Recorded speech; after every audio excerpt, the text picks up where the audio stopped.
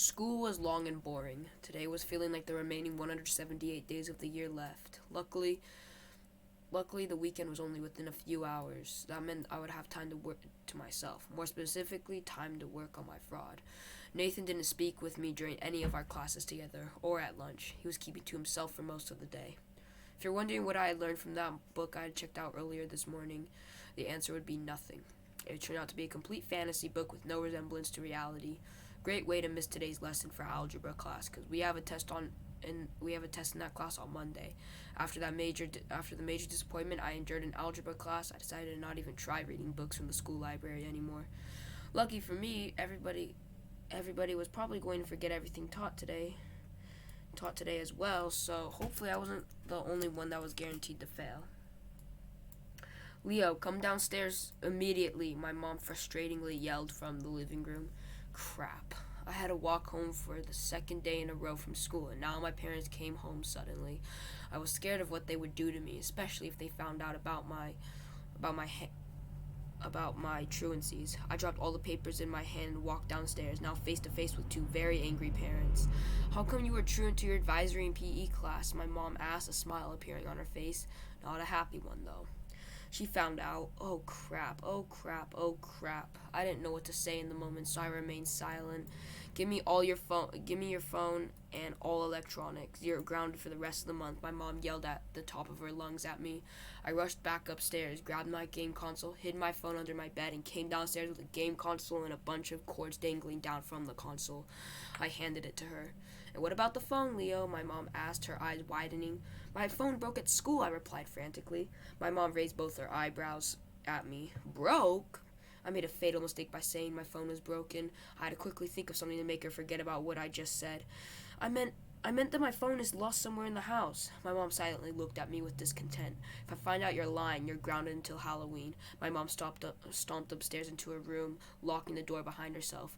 God! My mom yelled from her bedroom. Leo's been truant to so many classes yesterday and today. He's gonna get us in trouble. I realized then that somebody was likely going to be called to the house. I was considered a habitual truant and a fraud. Wait, a fraud? A fraud? Maybe, and just maybe, nobody will come to the house because I'm David Martinez, Nathan's brother, and not Leo Taurus, the troublemaker and habitually truant kid. So long as my mom doesn't find my phone, I'll be good. And she better not find my phone because I don't want to be grounded until Halloween. That's in 2 months, over 2 months from now. I couldn't afford something as abhorrent as that. I waddled upstairs. My mom exited her room to cook something in the kitchen. I'm so happy I was able to sneak my phone. This was going to be perfect. I had never successfully snuck my phone through a period of being grounded, so it was going to be a fun time. 8:23:19, 7:16 p.m. My mom had cooked a massive dinner, stir-fried mashed potatoes. This was the perfect dinner, especially since I hadn't had dinner the day before. I grabbed a few servings of mashed potatoes and one serving of stir-fry before sitting down at the dinner table. Everybody was sitting silently. I hadn't heard my dad speak since he had gotten home. Why were both of you guys gone yesterday and earlier today? I asked curiously. My dad put his fork down on his plate, swallowing the food in his mouth before speaking. A family member needed help with something, but don't speak to me anymore. You're in big trouble, and I'm disappointed. My dad looked down at his plate and began eating again. I felt like a zombie in the room with them. 2 truancies aren't bad, are they? I continued eating my food quicker than my mom or my dad. I cleaned off my plate and threw it in the sink. Then I rushed up the wooden stairs and slammed my bedroom door, locking it behind me. Now I was thinking about the reality I could have if my parents left for a few more days. Complete freedom for me.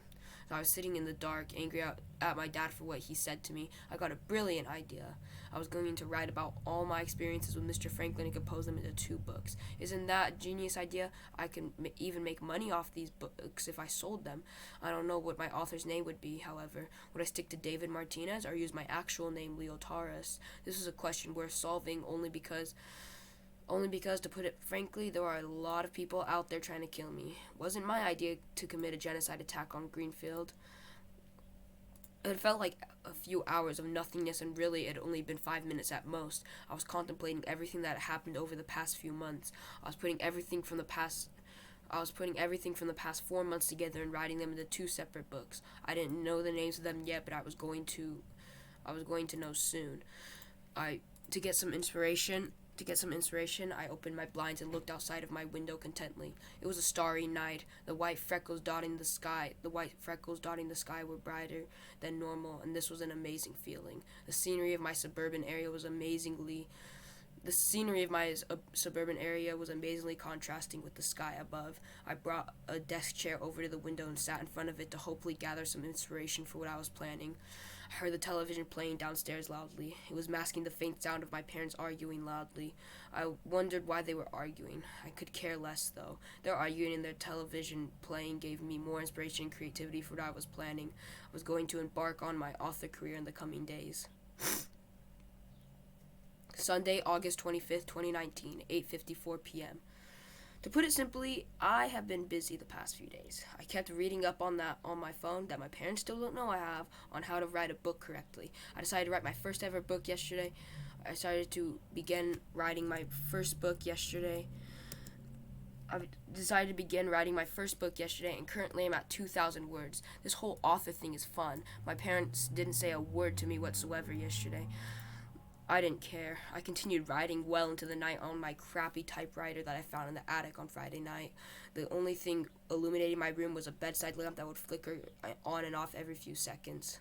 I still haven't established a name I could use for my book or my book series, but I have established some cover art. The time I was writing on Saturday was close to 16 hours, and today had been 11 hours so far. School was approaching quickly, and I wasn't ready for my first full week of school in a long time. I think I was addicted to writing, and I didn't know if I should be afraid of such an addiction. As long as I had my typewriter and phone to search things up, I didn't care.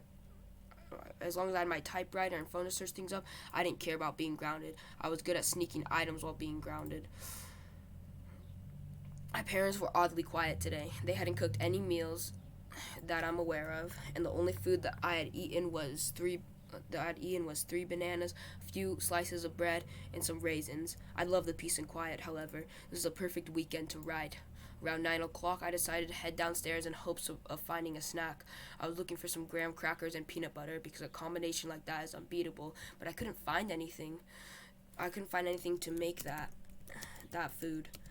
What I did find was the television remote left in plain sight. I smiled to myself before leaving the kitchen, disregarding my ghrelin-filled body and turning the television on.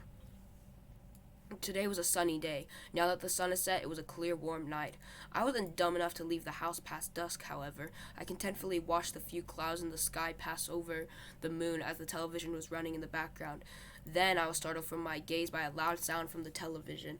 I shot my head back and closely listened to every word that came out of the reporter's mouth. After an investigation from the Greenfield Police Department, we can now confirm that the reporter took a deep breath before continuing, that Clyde is well and healthy. The negative tension built up for that wasn't exactly the best for the spark of good news. I thought something shocking was going to happen. I was glad Clyde was okay, however. Even though Clyde and I met in an unordinary way, he was still somebody I looked at with full integrity and leadership. But also, the reporter began to tear up on television. Mayor Xavier has been confirmed dead. Mayor Xavier was confirmed dead? The mayor is dead! The mayor is dead! I yelled through the silent house in shock. I immediately regretted yelling even though I was still in shock. And that was the best decision in my now adrenaline-filled mind. My parents were going to catch me on the television. The city's beginning to call this bloodshed under a first quarter moon, and after an investigation conducted by the police department, it's now confirmed that Mayor Xavier's throat and wrists were slit before he was hung upside down by who everybody presumes to be Gabriel Johnson, the reporter continued.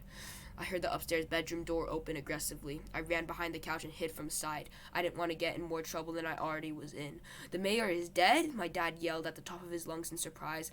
I heard the sound of my mom wailing in surprise and fear. Who killed the mayor? My mom cried. I heard the sound of my dad plopping down on the couch, then the sound of the television, blaring. The reporter continued ranting, now at a volume I could hear.